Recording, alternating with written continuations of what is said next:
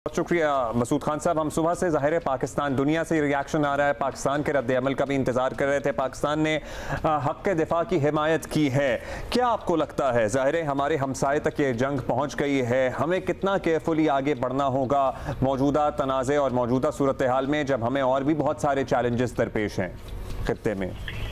एक उसूली सतह है और उसमें पाकिस्तान ने सही जवाब दिया है जो इसराइल के हमले की मसम्मत की है, और फिर दूसरा उन्होंने ये कहा है कि जो हमारा जो ईरान है वो उसका जवाब दे। ये अक़वाम मुत्तहिदा के आर्टिकल अक़वाम मुत्तहिदा के चार्टर के आर्टिकल 51 के तहत, तो ये है उसूली मौक़िफ़। अब जो है अमली मसाइल शुरू होते हैं क्योंकि पूरे का पूरा जो खित्ता है वो इस हमले की वजह से अब तरी का शिकार हो गया है। इससे जो है ईरान के हमसाया ममालिक बिलखुसूस पाकिस्तान बहुत बुरे तरीके से मुतासर होगा अगर ये जंग बढ़ती है। अगर अमेरिका जो है इसमें किसी किस्म का कोई तामीरी किरदार अदा नहीं करता और जंग नहीं रुकवाता जैसे उसने हिंदुस्तान और पाकिस्तान की जंग लड़वाई थी, और यहाँ भी जो है न्यूक्लियर असला इन्वॉल्व है दोनों तरफ, क्योंकि ईरान ने भी यूरेनियम की खासी अफसूदगी की हुई है और उन्होंने हाल ही में कुछ इस किस्म के इशारे दिए थे कि वो अपने अफसूदगी को तेज़तर कर देंगे, और बल्कि सारी दुनिया जानती है कि उनमें सलाहियत है। इसराइल ने खुद कहा है कि वो चंद रोज़ में चंद हफ्तों में न्यूक्लियर असला बना सकते हैं। तो इस वजह से इसके ये तो है कि वहाँ भी जैसे हिंदुस्तान पाकिस्तान में जौहरी जंग नहीं छिड़नी चाहिए थी, वहाँ भी जौहरी जंग नहीं छिड़नी चाहिए, लेकिन एक तरीके से छिड़ चुकी है।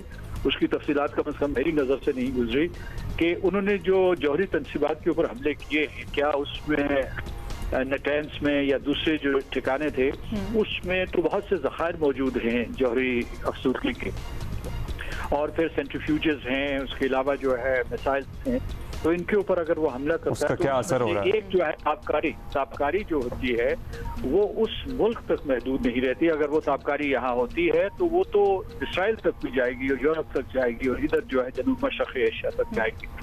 तो मैं समझता हूँ कि जो पाकिस्तान के लिए है उसने असूली मौक़िफ़ इख्तियार किया है और इस किस्म की जाहिरात की इजाज़त नहीं होनी चाहिए। मसूद साहब ये कहिएगा अब अमेरिका का किरदार आप किस तरह से देख रहे हैं? रिवायती तौर पर तो हमने देखा है कि अमेरिका प्रोग्राम के खिलाफ रहा है न्यूक्लियर ईरान के, लेकिन फिर इसराइल की हिमायत भी करता रहा है। फिर हमें कुछ इस तरह के सिग्नल्स भी रिसेंटली मिलना शुरू हुए जहाँ पर मज़ीद जंग की इसराइल की मजम्मत की अमेरिका ने, एटलीस्ट बैक चैनल्स पर।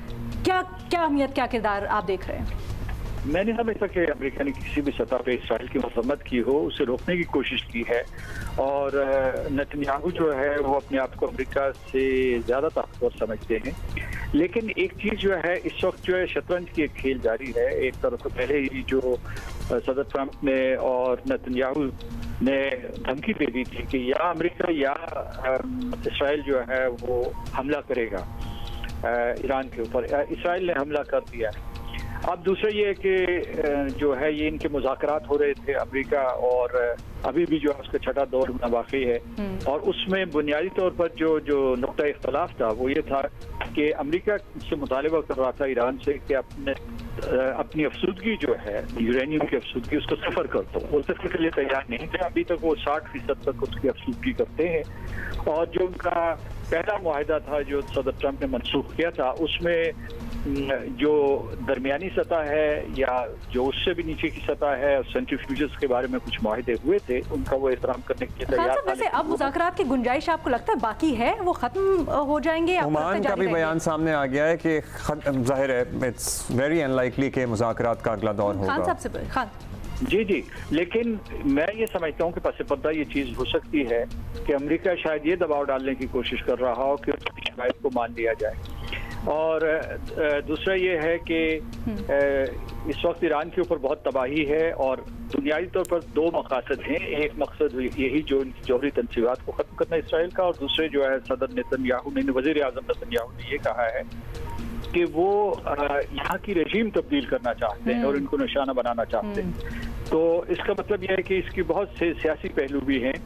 और खित्ते में बहुत सी अहम तब्दीलियां हो सकती हैं। सर, रजीम चेंज करने की ख्वाहिश तो अमेरिका और इजराइल दोनों की बहुत पुरानी है, लेकिन क्या इस वक्त में वो मुमकिन होगा या उसके लिए बहुत तवील जंग लड़ना पड़ेगी और ये मामला बहुत खिंचेगा?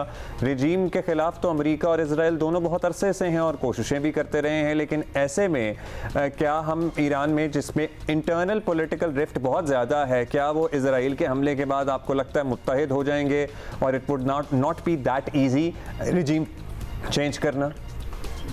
देखिए, ये तो खैर मतलब आजकल हालात बहुत तेज़ी से तब्दील करते हैं। ये हमेशा से हदफ रहा है अमेरिका का और इसराइल का कि यहाँ रजीम चेंज की जाए, लेकिन इस पे निसार है कि ईरान के लोग कितने मुत्तहिद और मुत्तफ़िक़ हैं और इस वक्त जबकि उनके ऊपर हमला हुआ है तो वो किस तरीके से जवाब देंगे।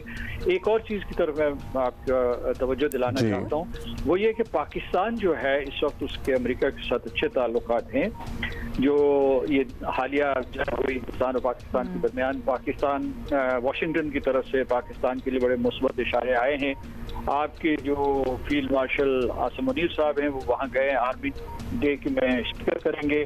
तो इसलिए ये है कि वहाँ हमें अमेरिका के ऊपर जोर देना चाहिए कि जैसे आपने मिसाली सफारतकारी की थी हिंदुस्तान और पाकिस्तान के दरमियान, इसी तरीके से आप इसराइल और ईरान के दरमियान करें और इस जंगबंदी का एहतमाम करें, क्योंकि ये पाकिस्तान का रोल हो सकता है। और मुझे यकीन है कि अगर पाकिस्तान ये सलाह देगा अमेरिका को तो उनकी आवाज़ सुनी जाएगी। अच्छा मसूद साहब, ये बताइएगा सिफारती तौर पर ईरान की क्या पोजीशन है?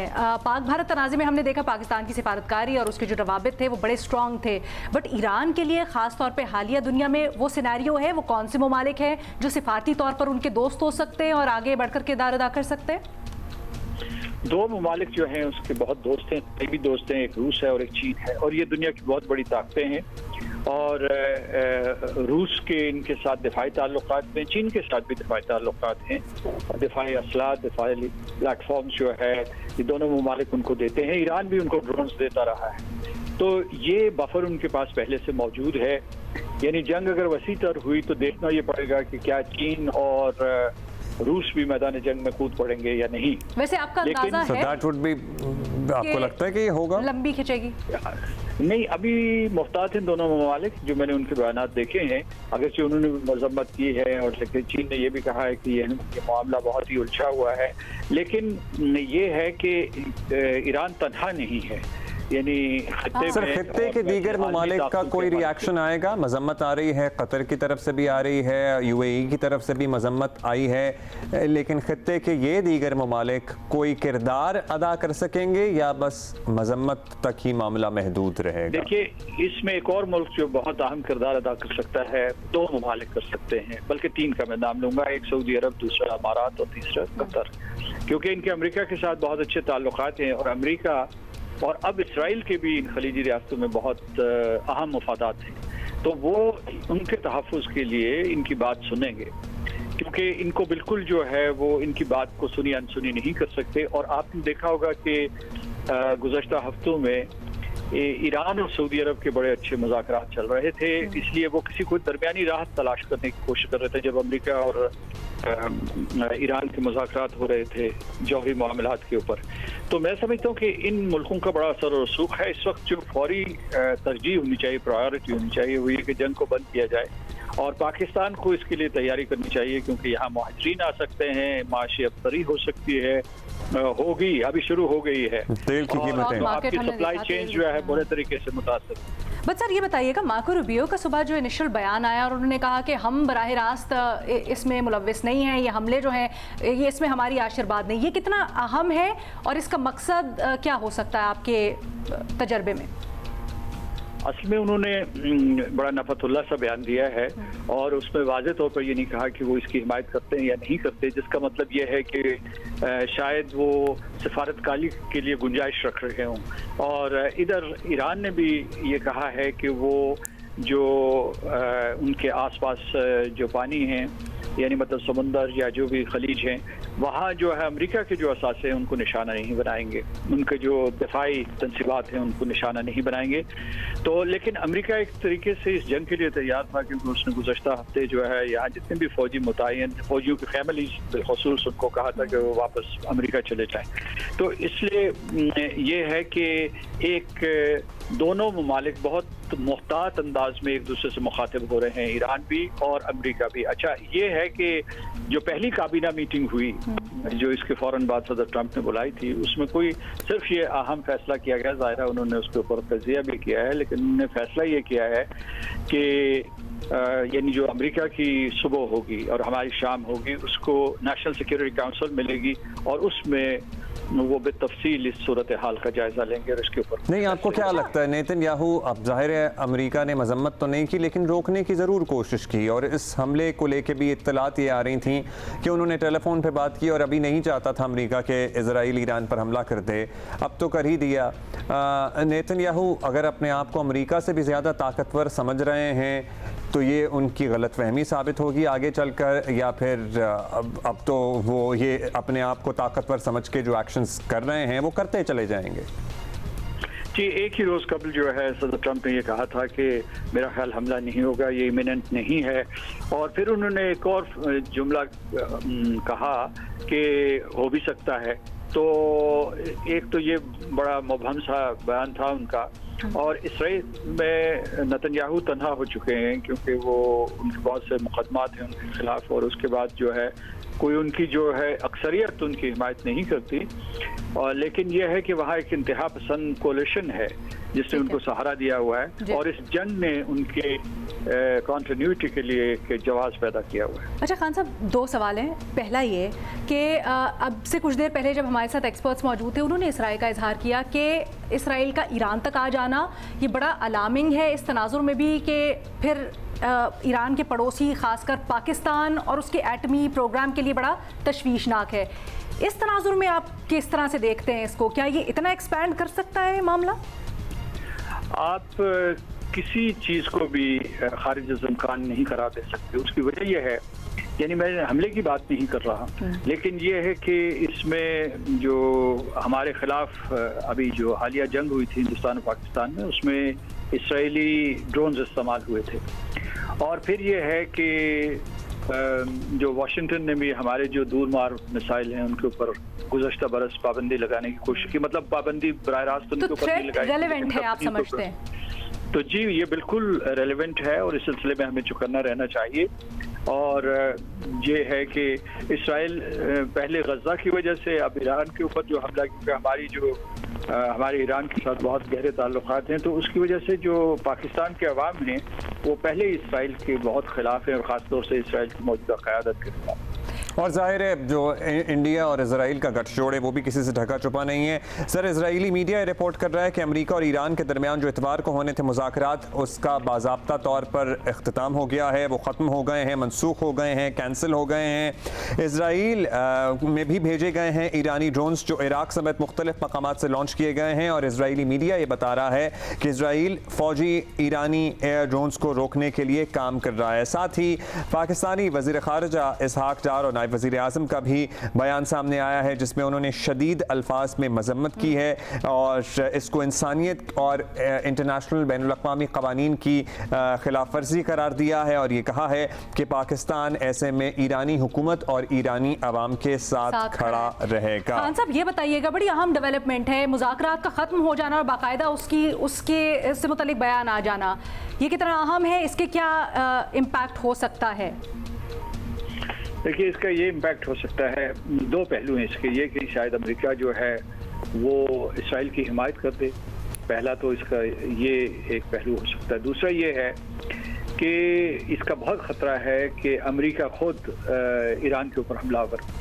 ये मैं इसलिए नहीं कह रहा कि ये कोई मतलब है कि क़यास आराई कर रहा हूँ, बल्कि इसके बारे में जो सदर ट्रंप खुद कई मरतबा जिक्र कर चुके हैं, तो वो इंतहाई ख़तरनाक सूरत हाल होगी। तो उससे बचने के लिए हमें हर मुमकिन कोशिश करनी। सर इस सूरत हाल में तो बड़ा खतरनाक इसलिए भी हो सकता है क्योंकि समुद्रों में भी और दीगर खलीजी ममालिक में भी अमेरिका की असासें हैं, फौजी तनसीबात मौजूद हैं। और ईरान तो इससे पहले, अभी तो चलिए रिस्ट्रेंट का मुजाहरा कर रहा है, लेकिन इससे पहले कह चुका था कि हम अमेरिकी अड्डों को निशाना बनाएंगे। तो फिर तो पूरा खित्ता ही इस जंग में आ जाएगा। इसका मतलब ये है कि अगर इस तरह की कोई इंस्टॉलेशन को निशाना बनाया जाता है अमरीकी, तो फिर उसको इस तरह ट्रांसलेट किया जाए कि अमेरिका बराह रास्त उसमें उतर जाएगा जंग में। देखिए, अमेरिका ऐसा करेगा नहीं। वहाँ भी जो प्रैग्मेटिज्म पाया जाता है, और उसके बाद जो है अमेरिका के बड़े मुफादात हैं इस खत्ते में और वैसे भी आलमी सतह पे, और इस जंग में अगर वो शरीक होता है तो उसका असल हदफ जो है वो चीन के साथ मुकाबला है। उसमें जो है किसी किस्म की कमजोरी आएगी, वो उसके लिए तैयार नहीं है। लेकिन अगर यानी दो ही सूरतें हैं कि सफारतकारी मुतहर्रिक हो और जंगबंदी करवा दे, तो चीन का क्या किरदार होगा सर? ये भी बता दीजिए। चीन सिर्फ मतलब कोई एक्टिव रोल भी प्ले कर सकेगा सफारतकारी के महाज पे?